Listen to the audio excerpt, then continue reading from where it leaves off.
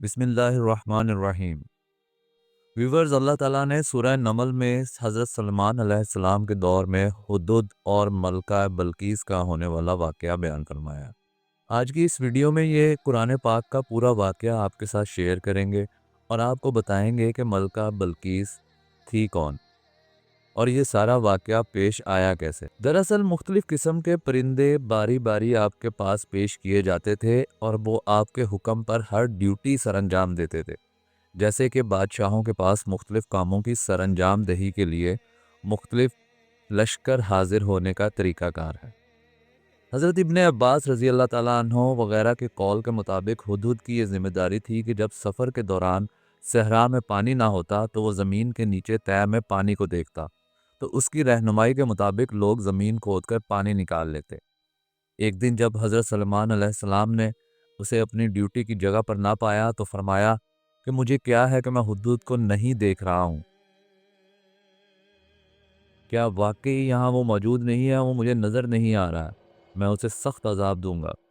हज़रात मुफस्सरीन का इख्तलाफ है कि हज़रत सलमान अलैहिस्सलाम ने उसे किसी किस्म के अजाब देने की धमकी दी थी। बहरहाल उसे सज़ा देना मकसद था, या मैं उसे ज़िबा कर दूंगा या वो मेरे पास वाज़ेह दलील लाए जिससे वो इस अजाब और परेशानी से बच सके। थोड़ी ही देर गुजरी थी कि हुदूद ने हज़रत सलेमान अलैहिस्सलाम को कहा कि मुझे ऐसी चीज़ का इल्म हुआ है जिसकी खबर आपको नहीं है, और मैं मुल्क सबा से एक सच्ची खबर लाया हूँ। उसने यमन के इलाकों के एक इलाका सबा के बादशाहों का जिक्र करके कहा कि अब वहाँ की हुकूमत एक औरत के पास है, क्योंकि पहले बादशाह की नरीना औलाद नहीं थी तो लोगों ने उसकी बेटी को अपना बादशाह बना लिया। सालबी वगैरह ने बयान किया है कि सबा के बादशाह के बाद एक मर्द को ताज शाही पहना दिया गया, जिससे इलाके में फसाद आम हो गया। बादशाह की बेटी ने उसकी तरफ निकाह का पैगाम भेजा तो उस आदमी ने उससे शादी कर ली। जब वो उसके पास आ गया तो उसने शराब पिलाकर नशे की हालत में उस मर्द का सर काटकर अपने दरवाजे पर लटका दिया। लोग उसके पास आए और उस औरत को अपनी मलका बना लिया। उस औरत का नाम बल्कीस अल सरी था और जो आदमी मारा गया उसका नाम हुदहाद था। इस औरत का बाप बड़े बादशाहों से एक बादशाह था। उसने अहले यमन की किसी औरत से निकाह करने से इनकार किया था। कहा जाता है कि उस बादशाह ने जिन्नों की एक औरत से शादी की थी जिसका नाम रेहाना बिनते सुकन था, तो उससे एक बच्ची पैदा हुई, उसका नाम तलकमा था और उसे बल्कीस भी कहा जाता था। फिर हुदूद ने बताया कि वहाँ के लोग काफिर हैं, अल्लाह के सिवा सूरज की पूजा करते हैं। शैतान ने उन लोगों को गुमराह करके अल्लाह की इबादत से रोक रखा है, हालांकि अल्लाह ही अकेला माबूद है, उसका कोई शरीक नहीं। वो आसमानों और ज़मीन में छुपी चीज़ों को खूब जानता है। अल्लाह के सिवा कोई माबूद बरहक नहीं है। हज़रत सुलेमान अलैहिस्सलाम ने हुदूद की ये बातें सुनकर उसके ज़रिया ही से एक ख़त उनकी तरफ भेजा, जिसमें उन्होंने अल्लाह के रसूल की अताअत व फर्माबरदारी की दावत दी और उस मलका को यह पैगाम भी दिया कि तुम मेरे हुक्मों को बजा लाने में तकब्बुर ना करो और फर्मा बरदार होकर मेरे पास आ जाओ। हुदूद के ज़रिए से आपका ख़त बल्कीस के पास पहुँच गया। चुनांचे बहुत से मुफस्सिरीन ने बयान किया है कि हुदूद ने ख़त लिया और बल्कीस के महल के पास आया। वो अकेली थी कि परिंदे ने ख़त उसकी तरफ डाल दिया और ख़ुद ज़रा सा अलग हो गया। अब वो ख़त के जवाब का इंतज़ार कर रहा था। बल्कीस ने अपने उमरा, वज़रा और हुकूमत के बड़े बड़े लोग मशवरे के लिए बुलाए और कहा कि ऐ सरदार, मेरी तरफ एक बावक़्त ख़त भेजा गया है। फिर उसने ख़त का उन्वान पढ़ा कि वो हज़रत सुलेमान अलैहिस्सलाम की तरफ से है। मलका बल्कीस ने इस मामले में अपने वज़रा से मशवरा किया और अदब व सलीके से उनको मुंतखब किया। कहा, ऐ सरदार, मुझे मेरे मामले में मशवरा दो, राय दो, मैं तुम्हारे हाज़िरी के बगैर किसी अमर में कतई फ़ैसला नहीं करती। मलका ने कहा कि हम ताकतवर और सख्त जंगजू हैं, यानी लड़ाई और मुकाबला करने में हम क़ुव्वत और ताकत वाले और माहिर हैं। अगर हमें लड़ाई और जंग करने का हुक्म मिलेगा तो हम उस पर कुदरत रखते हैं। इस पोजीशन के बावजूद मामला आपके हाथ में है। मलका बल्कीस ने अपने वज़रा को दुरुस्त राय पेश की कि ये बादशाह अगर इस मुमलिकत पर गालिब आ गया तो मामला मेरे तक पहुंचेगा और तमाम तर सख्ती और अजाब मुझे पेश आएगा, लिहाजा मैं उनकी तरफ हदिया भेजती हूँ, फिर देखती हूँ कि कासिद किस बात के साथ वापस आते हैं। बल्कीस ने अपनी और हुकूमत के कारुइंदों की तरफ से हज़रत सुलेमान अलैहिस्सलाम की तरफ तोहफ़े तोहाइफ भेज कर ख़ुद को और हुकूमत को बचाना चाहा। لیکن اسے معلوم نہ تھا کہ ایسی حالت میں حضرت سلیمان علیہ السلام کو کوئی فدیہ اور بدلہ قبول نہیں کریں گے، کیونکہ بلقیس اور اس کی حکومت کے لوگ کافر تھے، اور حضرت سلیمان علیہ السلام اور آپ کے لشکروں کو ان پر قدرت حاصل تھی۔ اس لیے جب وہ حضرت سلیمان علیہ السلام کے پاس آئے تو آپ نے فرمایا کہ کیا تم مال کے ساتھ میری مدد کرنا چاہتے ہو؟ جو کچھ اللہ تعالیٰ نے مجھے دیا ہے وہ اس سے زیادہ بہتر ہے۔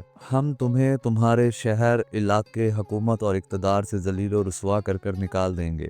تم پر تباہی، ذلت و رسوائی مسلط ہو جائے گی۔ جب ان کو اللہ کی نبی کی طرف سے باتیں پہنچی تو ان کے سننے اور ماننے کے سوا کوئی چارہ نہ تھا۔ وہ فوراً مان گئے اور حکومت کے تمام ذمہ داران فرما بردار، تابع، عاجز و منکسر ہو گئے۔ اور جب حضرت سلیمان علیہ السلام نے ان کے آنے کی خبر سنی تو اپنے پاس موجود فرما بردار جنوں کو کہا، جس کا تذکرہ قرآن پاک میں سورہ نمل میں پھر آیا ہے۔ سورہ نمل آیت نمبر 38 سے 44۔ حضرت سلیمان نے کہا، اے دربار والو، کوئی تم میں سے ایسا ہے کہ ملکہ کا تخت میرے پاس لے آئے، اس سے پہلے کہ وہ لوگ فرما بردار ہو کر ہمارے پاس آئیں؟ جنات میں سے ایک قوی ہیکل جن نے کہا کہ اس سے پہلے کہ آپ اپنی جگہ سے اٹھیں میں اس کو لا کر آپ کے پاس حاضر کرتا ہوں، اور مجھے اس پر قدرت حاصل ہے اور امانت دار ہوں۔ ایک شخص جس کو کتاب الہی کا علم حاصل تھا کہنے لگا کہ میں آپ کی آنکھ چپکنے سے پہلے آپ کے پاس حاضر کیے دیتا ہوں۔ پھر حضرت سلیمان علیہ السلام نے تخت کو اپنے پاس رکھا ہوا دیکھا تو کہا کہ یہ میرے پروردگار کا فضل ہے، تاکہ مجھے آزمائے کہ میں شکر کرتا ہوں یا کفران نعمت کرتا ہوں، اور جو ناشکری کرتا ہے تو میرا پروردگار بے پرواہ اور نہایت کرم کرنے والا ہے۔ تھوڑے سے وقت میں حضرت سلیمان علیہ السلام نے بلقیس کا تخت یمن سے آیا ہوا بیت المقدس میں موجود پایا تو فرمایا کہ یہ میرے رب کا فضل ہے۔ پھر حضرت سلیمان علیہ السلام نے اس تخت کے زیورات اور شکل کو تبدیل کرنے کا حکم دیا تاکہ ملکہ کی فہم و فراست اور عقل کو پرکھا جا سکے۔ اس لیے فرمایا کہ ہم دیکھیں گے کہ وہ راہ راست پاتی ہے یا ان لوگوں میں سے ہو جاتی ہے جو ہدایت نہیں پاتے۔ جب ملکہ بلقیس حاضر خدمت ہوئی تو کہا گیا کہ کیا تیرا تخت ایسا ہی ہے؟ تو اس نے کہا گویا کہ وہی ہے۔ یہ جواب اس کی ذہانت و فطانت و عقل مندی کی دلیل ہے کہ نہ صاف انکار کیا نہ اقرار کیا، کیونکہ ملکہ بلقیس نے بعید سمجھا کہ یہ اس کا تخت ہو، کیونکہ اس کو یمن کے علاقے میں چھوڑ کر آئی تھی اور اسے یہ بھی علم نہ تھا کہ کوئی اتنے عجیب و غریب کام پر قدرت رکھتا ہوگا۔ پھر حضرت سلیمان علیہ السلام نے شیشے کا ایک محل تیار کرنے کا حکم دیا، اس کے نیچے پانی چھوڑ دیا، اس پر شیشے کی چھت بنائی اور اس پانی میں مچھلیاں و دیگر آبی جانور چھوڑ دیے۔ پھر اس ملکہ بلقیس کو اس محل میں داخل ہونے کا حکم دیا گیا۔ حضرت سلیمان علیہ السلام بھی اس محل میں اپنے تخت پر جلوہ افروز تھے۔ جب ملکہ بلقیس نے محل کو دیکھا تو اسے ایک تالاب سمجھا اور کپڑا اٹھا کر اپنی پنڈلیاں کھول دی، تو آپ نے فرمایا یہ تو شیشے کا بنا ہوا ایک محل ہے۔ ملکہ بلقیس نے کہا کہ اے پروردگار، میں نے اپنے اوپر ظلم کیا اور اب میں حضرت سلیمان علیہ السلام کے ساتھ رب العالمین کے فرما بردار ہو گئی ہوں۔ کہا جاتا ہے کہ یہ ساری کاروائی جنوں کی تھی کہ اس عورت ملکہ بلقیس کو حضرت سلیمان علیہ السلام کے ہاں بری حالت میں پیش کریں تاکہ آپ کو اس عورت سے نفرت ہو جائے۔ جنوں کو ڈر تھا کہ اگر حضرت سلیمان علیہ السلام اس عورت کے پاس شادی کر لیں گے تو اس عورت کی ماں جنات کی نسل سے تھی، اس طرح حضرت سلیمان علیہ السلام کے ساتھ ساتھ یہ عورت بھی ان پر مسلط ہو جائے گی۔ سلبی وغیرہ نے ذکر کیا ہے کہ حضرت سلیمان علیہ السلام نے اس سے شادی کر لی تو اس کو اس کے ملک یمن پر بطور فرما روا قائم رکھا اور ملکہ کو واپس بھیج دیا۔ آپ اس ملکہ سے ہر ماہ ملنے کے لیے جاتے اور وہاں 3 دن قیام کرتے۔